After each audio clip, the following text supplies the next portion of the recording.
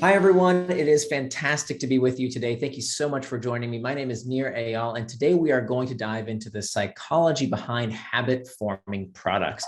You know, we have all seen what a tremendous impact these devices that we all carry around with us have on our day-to-day lives. And so the question I want to ask today is, what are the design patterns behind these products? You know, the usual suspects, the companies that all started out like toys, these nice to haves, these products that people dismissed at first, and yet somehow they started touching the lives of hundreds of millions, if not billions of users, and making hundreds of millions, if not billions of dollars.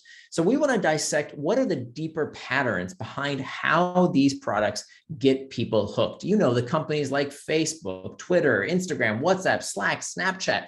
What is it about these products and services that are so amazingly habit forming? How do they get people hooked? That was the subject of my book, Hooked: How to Build Habit Forming Products. And the book tries to take out the secrets of the world's most habit-forming products and services so that the rest of us can use these techniques for good, so that we can build the kind of habit-forming products and services that improves people's lives. So even though some of the examples today I'm going to show you will include a mix of offline and online products, any business that needs people to come back on their own can build a habit-forming product.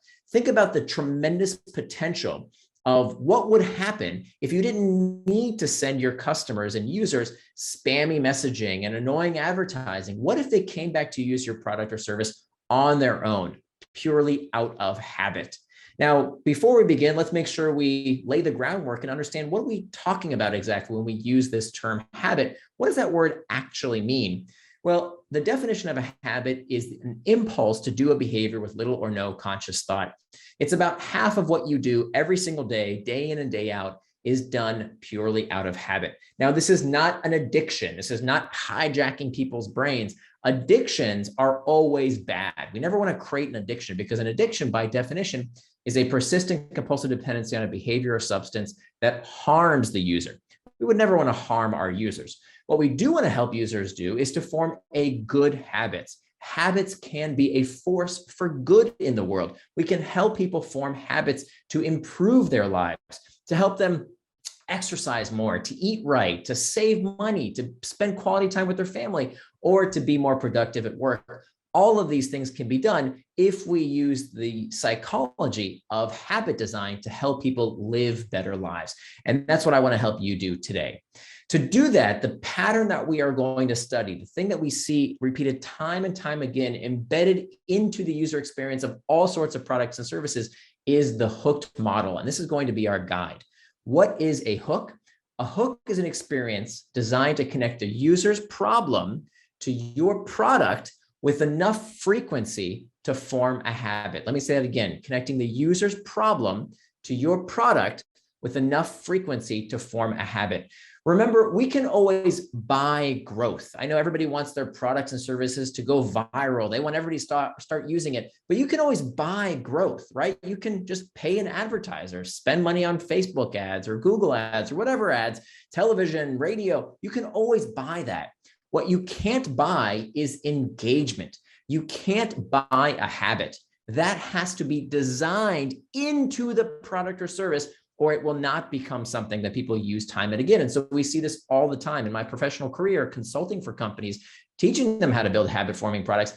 Many times I'll get called in when a product has amazing growth, but then everybody leaves. They have no retention. We call this a leaky bucket business, right? Lots of users come in and everybody drips out. You don't want to build that kind of business. That's not sustainable. You've got to figure out a way to bring people back. And the way we do that is by building the kind of product or service that people use on their own. They love to use it, just like they love to use many of the other products I just talked about earlier. So our framework for today's presentation is going to be this 4-part model called the hook model, which starts with a trigger to an action, then a reward, and finally an investment. And it's through successive cycles through these hooks, this is how our tastes are formed and our preferences are shaped and these habits take hold. So for the next few minutes, we'll start with going through these 4 steps, beginning with a trigger. There are 2 kinds of triggers. The first kind you'll be very familiar with. These are called external triggers. External triggers are things in our outside environment, the pings, the dings, the rings, anything in our outside environment that tells us what to do next. The information is inside the external triggers. It tells us what to do. Now, we in the product design community, we know all about these external triggers. You see them every day as a consumer, but what's actually more important than these external triggers are what we call the internal triggers. Internal triggers are where the information for what to do is not outside the user, but rather is stored as an association or a memory inside the user's own head. So what we do when we're in a certain situation, partaking in certain routines around certain people, places, and most frequently when we experience certain emotions, prompts us to action, prompts us to do one of these behaviors with little or no conscious thought based on these internal triggers. Now, the most frequently occurring internal triggers are these emotions, but not just any emotion. They are specifically negative emotions, What we do when we feel this discomfort of boredom, loneliness, fatigue, uncertainty, stress, anxiety, whatever the case might be, when we feel these uncomfortable sensations, we look for escape with some kind of product or service. Now, it doesn't matter if your product is online, offline, retail, wholesale, enterprise, consumer, it doesn't matter. The reason that people use every single product out in the world today is for one reason only. And that one reason is to modulate our mood, to feel something different. Every product or service has to understand what is that internal trigger that you are scratching for the customer. What's that itch that you are satisfying for your customer, not just on a functional basis, but on a psychological basis. In fact, we know that this is the case because we know that people suffering from clinical depression check email more. Why would that be? Why would people suffering from clinical depression check email more? Well, the theory is, no, it's not email that's making them depressed, but rather what's going on is that people suffering from clinical depression experience what psychologists call negative valence states. They feel down more frequently than the rest of the population. And what are they doing to boost their mood, to get out of that negative valence state? They're going online, they're checking their devices, they're looking at email more often than the rest of the population. And if we're honest with ourselves, we all do this. We don't have to be clinically depressed. We all use every product or service that we interact with because of some kind of feeling. For example, where do people go when they're feeling lonely? Where do they go? What app or website do we check? Well, we check Facebook or some other social media site, perhaps. What do we do when we're feeling uncertain about something? Where do we go before we even ask our own brains if we know the answer? What are we doing out of habit with little or no conscious thought? We Google it, of course. And what do we do when we're feeling bored? You know, between 2 and 4 o'clock in the afternoon, you have that big project that you don't feel like doing right now. Where do you go? Well, you check YouTube, Reddit, stock prices, sports scores, the news. Let's worry about somebody's problem thousands of miles away, as opposed to having to feel that uncomfortable sensation in the here and now. So the lesson here, but what I want to impart to you is that if you are going to build a habit-forming product, you have to understand what is your consumer, your user's internal trigger. If you can't tell me what is that psychological itch, you're just getting lucky. It's going to be very difficult to change that customer behavior. So not just on a functional level, but on a psychological level. I can't tell you how many product teams I've worked with over the year. And I say, okay, but what's the internal trigger here? What is the user's psychological itch? They can't tell me. And they have a very tough time building a solution for a problem that they can't articulate. So the first step is to make sure you have clear internal triggers and external triggers that prompt the user to action. Which brings us to the next step of the hook. The action phase is defined as the simplest behavior done in anticipation of a reward. The simplest thing the user can do to get relief from that psychological itch.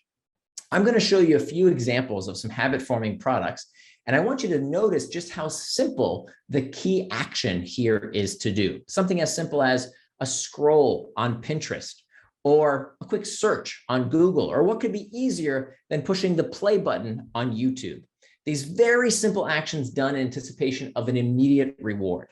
It turns out that there's actually a formula to help us predict the likelihood of these singular actions. This comes to us from a researcher at Stanford by the name of BJ Fogg, who tells us that for any human behavior B, we need 3 things at the same time.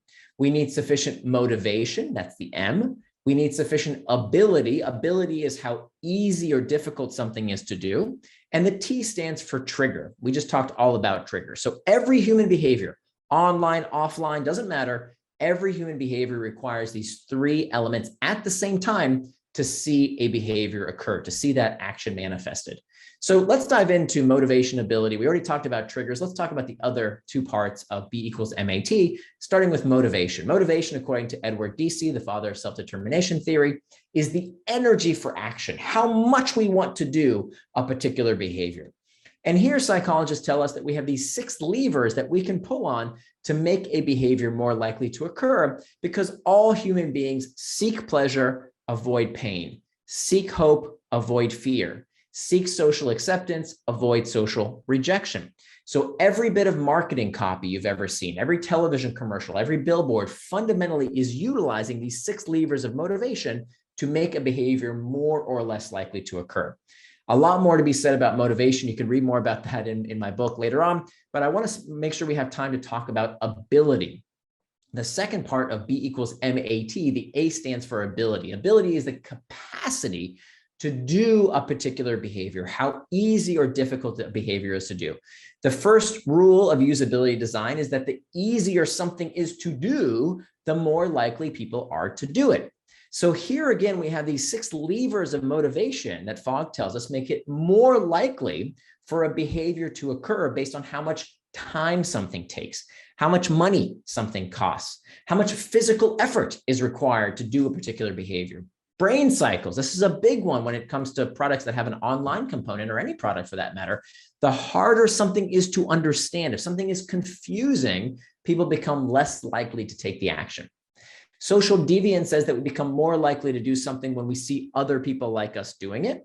And finally, non-routine says that we become more likely to do something the more often we do it, when it becomes part of our routine. What do we call this? That the more we do it, the easier it becomes, the more likely we are to do it again. That's, of course, called practice, right? The more we do something, it gets easier and easier, so we are more likely to do in the future. So we can actually take these 3 basic elements and put them on this conceptual model and ask ourselves, if you've designed a product or service, a website or app, and darn it, people aren't doing the thing you've designed for them to do, if they're just not doing the action you've designed for them, there can only be one of 3 reasons, or multiple of these 3 reasons. Either the user lacks motivation. You can see that on the y-axis, high motivation, low motivation. Or the user lacks ability on the x-axis. If something is easy to do, it's on the far right. If something is hard to do, it's on the far left. And if the user has sufficient motivation and sufficient ability, they cross that red threshold. And if and only if a trigger is present, the behavior will occur. Online, offline, your behavior, your kid's behavior, your customer, your user's behavior, every click, every interaction always requires sufficient amounts of motivation, ability, and a trigger must be present for every single behavior.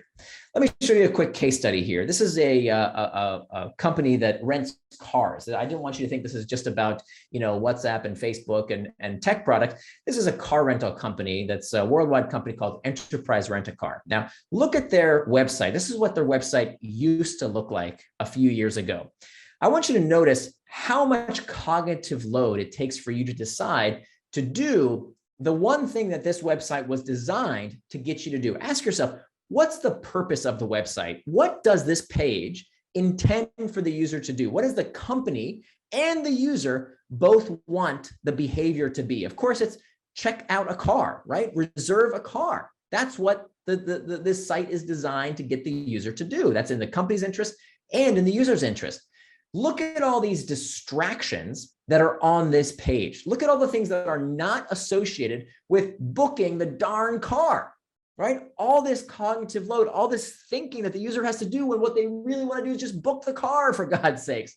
So let me show you their revised site. Let me show you their site as it is today. And I want you to notice how much cleaner it is, how much cognitive load, how much thinking has been removed from the previous example to this example. How much easier? What did they do to usability to make it easier for the user to do what they intended them to do? And by doing this, Enterprise Rent-A-Car dramatically increased the number of people who stayed on this page and actually booked a car and eventually monetized. Here's another example. This is a company that I advised that was making vitamins, still does. They make vitamins. And they noticed that one of the biggest problems that users have with a retail product like vitamins is they don't remember whether they took the vitamin. Traditionally vitamins are sold in big old tubs with, hundreds of capsules in each container. And they found that people were skipping taking the vitamin because they didn't remember if they took it. And so instead of doubling up and potentially taking too much, they just stopped altogether, and because they forgot. Well, if they forgot 1 day, 2 days, 3 days, well, now they would forget altogether and they wouldn't use the product. And if they didn't use the product, they weren't going to buy more of the product.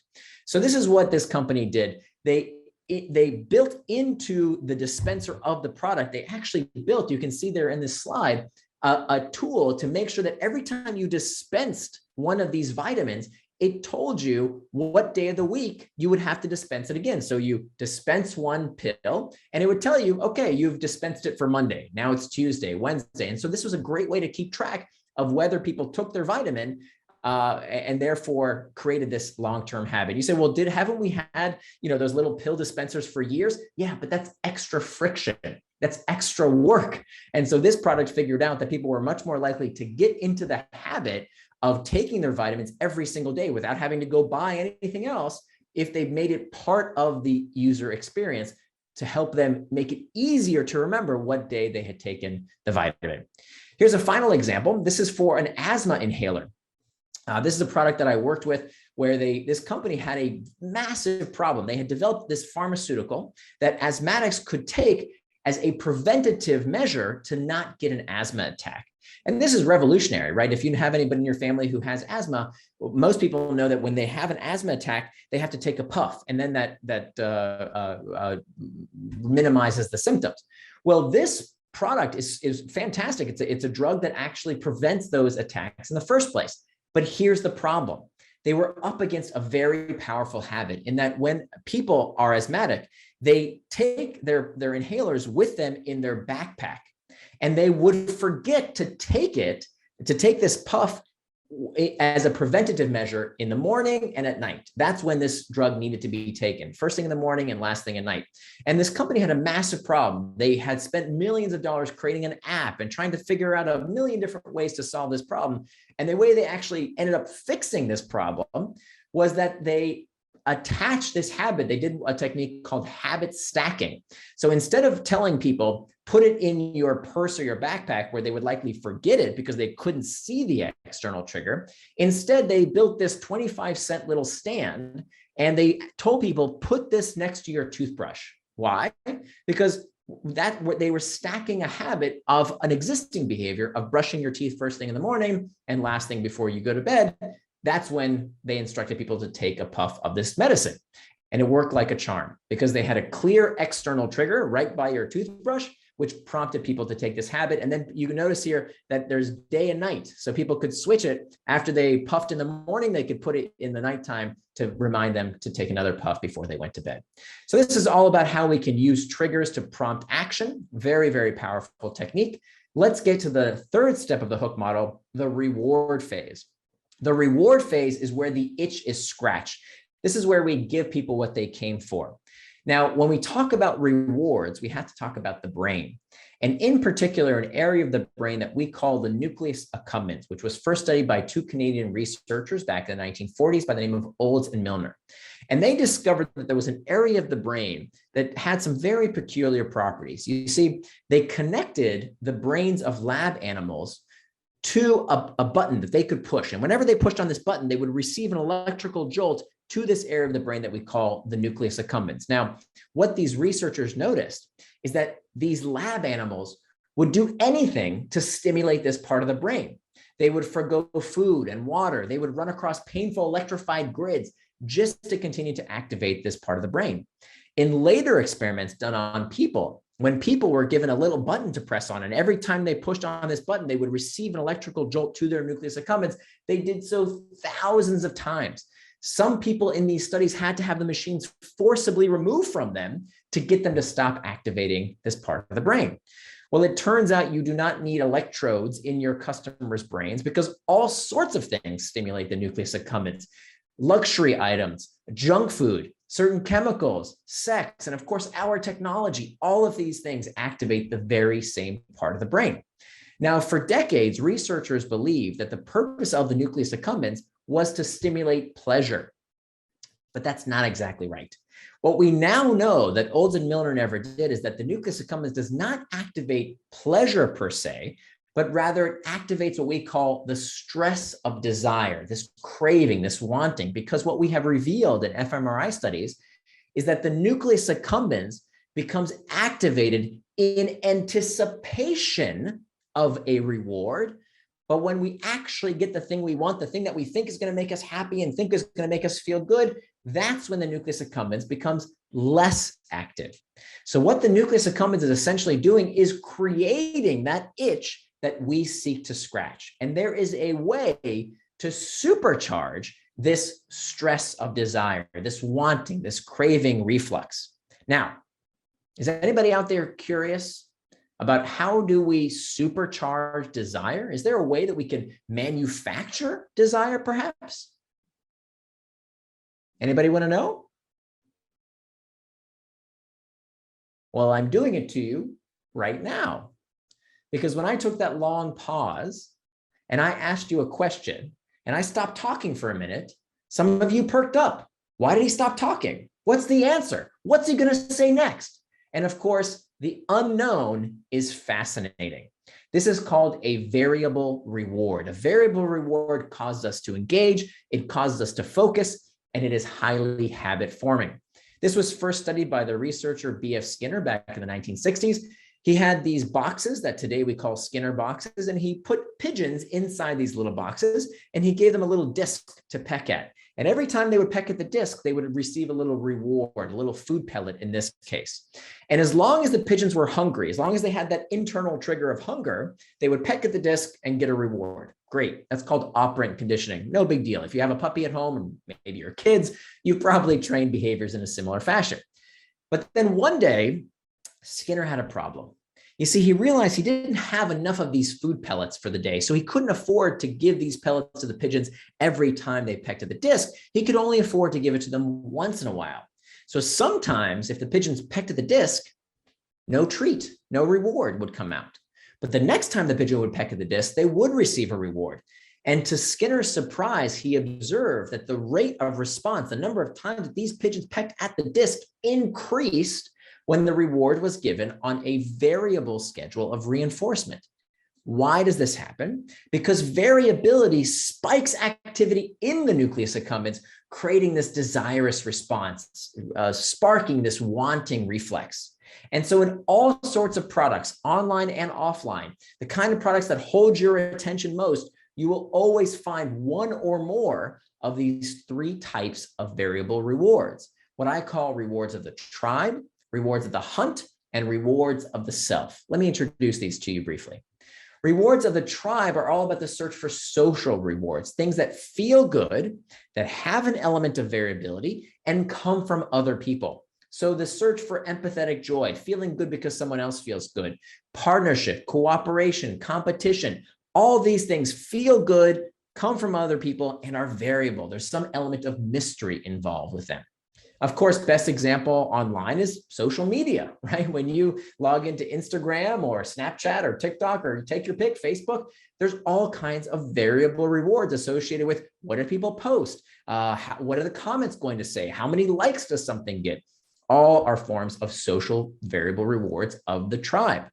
How does this translate to offline efforts? Well, I am involved with a program called Vote ER, and this is an amazing program. It's a nonprofit where it's a voter registration drive effort in the United States. And what this program did was to create a variable reward mechanic so that doctors, when they are visiting their patients, are challenged to get that patient to register to vote. How do they do that? They actually put little QR codes on Band-Aids, right? On like little bandages, there's a QR code where the patient can register to vote right there using that QR code. And there's this game, you can see that chart there where doctors compete with doctors from other hospitals to see who can register more voters. And that, of course, is a variable reward of the tribe. It's a reward that's uncertain that comes from other people.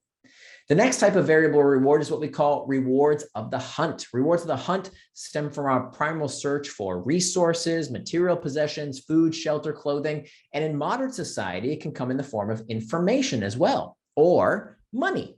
So when many people think of variable rewards, they think about gambling. They think about slot machines, where the variable reward when you play one of these slot machines is what you might win when you play a game of chance. Now, we see the exact same dynamic in all kinds of products and services that we use. Think about LinkedIn, right? When you jump on LinkedIn, you're not just looking for a job per se. It's not really a job board anymore. It's a content site. So when you see that variable reward of what interesting piece of content might you find, maybe the first isn't that interesting, the second isn't that interesting. And what do you have to do to see more interesting content until you see the third or fourth? Oh, that might be interesting. What do you have to do to see more content? Well, you have to keep scrolling and scrolling. And that scrolling uses the exact same dynamic as pulling on a slot machine, both variable rewards of the hunt. And finally, variable rewards of the self.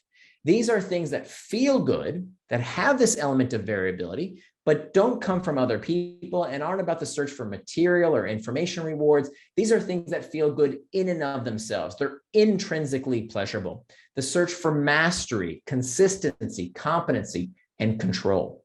Best example online is gameplay, right? So when people play Candy Crush or Angry Birds or any number of other games online, they're not necessarily winning anything in terms of material possessions. They're not even playing with other people necessarily, but there's something fun about getting to the next level, the next accomplishment, the next achievement. Now, I know everybody watching today, you're all very, very serious business people. You never play these games, right?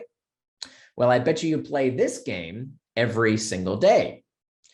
Does this look familiar? Your email inbox? Email is probably the mother of habit-forming technology. It incorporates rewards of the tribe, hunt, and self, right? Tribe, who's the message from?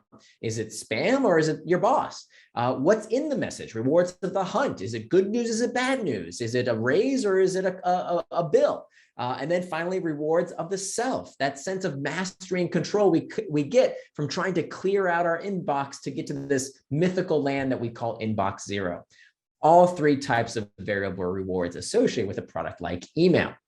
So variable rewards are not just about cheesy gamification tactics. Those almost never work. It's not about gamification. It's about figuring out what is your user's itch and connecting that user's itch to the variable reward. And that's where we satisfy that itch. So if the internal trigger is boredom, then we have to entertain. But if the internal trigger is something else, let's say it's workplace uncertainty or fatigue or anxiety, well, then we have to give people assurance. If it's loneliness, we have to connect people together. So it's really about connecting the internal trigger with the variable reward. It's about giving people what they came for, scratching that psychological itch, and yet leaving them wanting more, a bit of uncertainty around what they might find the next time they engage with the product or service.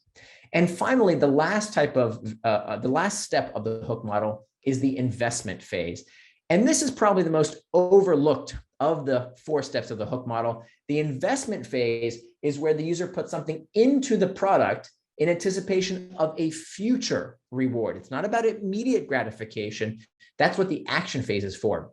The investment phase is about doing something today that will benefit me in the future. It's something that makes the product better with use. You see, the point of the investment phase is to increase the likelihood of the next pass through the hook. And investments do this in 2 ways. The first way that investments increase the likelihood of the next pass through the hook is by loading the next trigger, This is something that the user does to bring themselves back, not some piece of spammy marketing or advertising that you sent me, no, but something that I did to bring myself back. Let me give an example. When someone sends a message on WhatsApp, for example, or any number of other messaging services, Slack or whatever, you take your pick, there's no immediate gratification, right? If I send someone a message, I don't get any points, I don't get any badges, nothing happens right then. What happens though is that I'm loading the next trigger because I'm likely to get a reply. And that reply comes coupled in the form, what you see there on your screen. That's an example of an external trigger, that notification that prompts me to go through the hook once again. So the first way that investments increase the likelihood of the next pass is by loading the next trigger. The next type of investment that increases the likelihood of the next pass is by storing value. Now, storing value is a really, really big deal, because in the first time in manufacturing history, we can customize products to market sizes of one. What do I mean by that? Henry Ford is famous for saying that you can have any color of Model T as long as it's black. Now, why did he say that?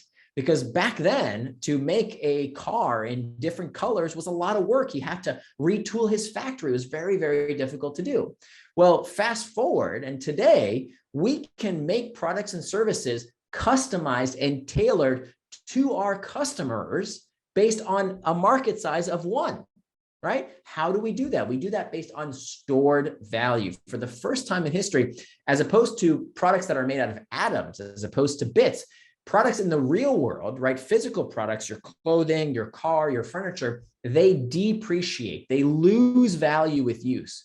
But a habit-forming product experience should do the opposite. It should appreciate, it should get better and better the more we use it. And it does this because of this principle of stored value. Let me give you some examples. The more content a user might upload to a site like Google Drive, the better it becomes as a cloud storage solution. The more data a customer gives a company, the better it becomes, whether it's a personal finance software like Mint.com, or whether it's just your local business. When I go get my hair cut, I go to a specific barber who has collected data on me, and that makes the service better with use. And I'm less likely, I'm in the habit of going to that specific barber. Why? What kind of data is he collecting? No, he doesn't have a database on me. He remembers my name. He remembers my daughter's name. He remembers what kind of haircut I like. He remembers what I do for a living. This is not necessarily high-tech stuff. It's about making sure we do this. It's about collecting that information to make the product better and better with use, so that it appreciates, so that it improves the more the customer interacts with us. The more followers someone has on a site like Twitter, the more followers you have, it's a better way to reach your audience. So if tomorrow Twitter were to say, hey, look, Twitter's not free anymore. Okay, you have to start paying for it. Who's more likely to pay? Is it going to be someone with 10 followers or 10,000 followers? Of course, it's going to be the person with 10,000 followers, because they've stored all that value in the form of their follower count. And finally, reputation. Reputation is a form of stored value that users can literally take to the bank, because my reputation on Upwork or eBay or Airbnb denotes how much I can charge for my goods and services. And how likely am I to leave one of these platforms after I've invested so much in having a positive reputation? It's kind of hard to do, right? It's kind of hard to leave after I've stored value in the form of my reputation, which brings us to this cold, hard conclusion. Listen carefully. It is not the best product that wins. I know you've been told this lie, that the world will, if you build a better mousetrap, the world will beat a path to your door. It's not true. That there's lots of products that had the best technology. That's table stakes. It's not good enough. The company that wins the market is the one that captures the monopoly of the mind, the first to mind solution that we turn to with little or no conscious thought. It's by passing users through these 4 steps of trigger, action, reward, investment. This is how preferences are shaped and habits are formed. And so the most important slide of the presentation is this one. These are the 5 steps that you have got to make sure that your product follows in order to create a user habit. Number 1, what is the internal trigger? What's the customer itch that you're addressing? Number 2, what's the external trigger that prompts the user to action? Step 3, what's the simplest behavior done in anticipation of reward? 4, is the reward fulfilling and yet leaves the user wanting more? And then finally, what's the bit of work done to increase the likelihood of the next pass through the hook? Now, before I let you go, there's one more thing I have to discuss, which is the morality of manipulation. And I know for many of you during my presentation, you were thinking, is this okay to do to people? Is this ethical to use their hidden motivations to get them to do things that benefit our business? And if you had that thought, I say bravo. I think that is the appropriate response to learning about the power of habit-forming products and services. Because let's face it, any form of design, whether it's interaction design, usability design, interior design, it doesn't matter, graphic design, all design is a form of manipulation. And so we need to be very careful about how we use these techniques, because let's face it, these are the products that people take to bed with them every night. It's the first thing we reach for in the morning when we say hello to our loved ones. We check our phones before we even do that. So we have to ask ourselves, what responsibility do we have to use these techniques for good? I encourage you to use these to help people find meaning in their lives, to build something important. We really can change the world by helping people build good habits with the products and services that we are building. And so I encourage you, if you will allow me to take liberties with the words of Gandhi, I encourage you to build the change you wish to see in the world. And with that, I have a quick favor to ask and an offer for you. I would love your feedback on these slides. If you'd be so kind as to go to this URL, opinion2.us. Notice it's not .com, it's opinion2.us. Or if you have a phone handy, you can just point your camera at that QR code. You'll be taken to that same URL. 5 questions. Would love to know what you thought of the presentation. I welcome your feedback. And if you do that for me, you'll get a link to see all the slides you just saw on my SlideShare page. And if you have any questions or comments, please feel free to reach out to me either on Twitter at my handle there at Nir Eyal, or on my website. You can see there at the bottom of the slide, Nir and Far. Nir is spelled like my first name, so that's NIR and far.com. There's a contact page there. Happy to take your questions there as well.